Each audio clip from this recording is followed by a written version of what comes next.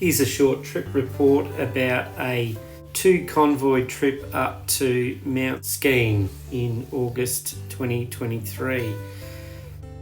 One convoy led by myself, Justin Burney, and the other convoy led by EJ Brown.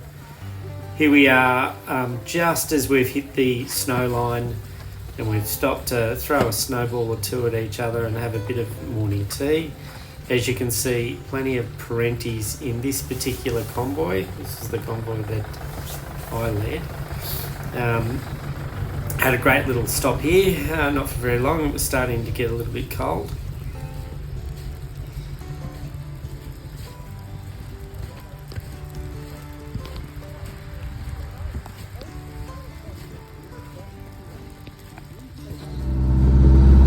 Wasn't long and we were back on the road up to the top of Mount Skene.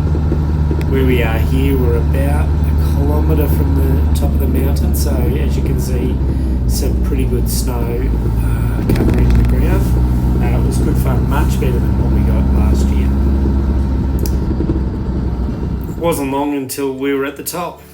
Well, at least 4 of us. We got a message over the radio that Zach from our convoy had collected another car going the other way. Apparently driven by a bunch of interesting characters like this one with his shorts and his thongs on.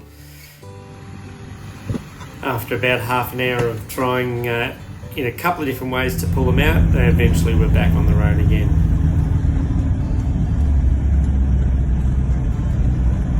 And in no time, they were at the top joining us, along with the second convoy that had caught up with them.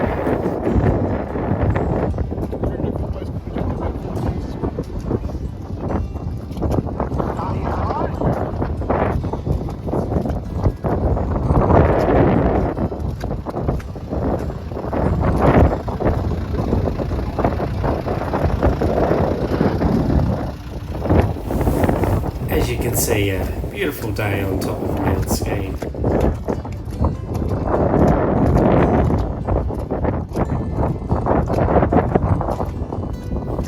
After spending about half an hour on the mountain, we went for a bit of a drive down to the Barkley River track, turned around and then headed on back down. We got back down in the valley at about 2:30 in the afternoon, so we decided to go for a bit of a drive along the Ploughbag track and creek crossing at Gaffney's Creek down at Knockwood, and spent a great night at the Kevington Hotel. First around the fire inside and then around the campfire in the campground next door. The next day, about 12 vehicles gathered together to go for a drive over the top of the Mount Telbel Range and down into the Big River Valley. Here's a couple of creek crossings at Knockwood, and then we're up Moonlight Spur. A couple of little tricky sections, but everybody made it to the top for a bit of morning tea. We only had one minor issue with a starter at the top of Moonlight Spur. In no time, we're off again.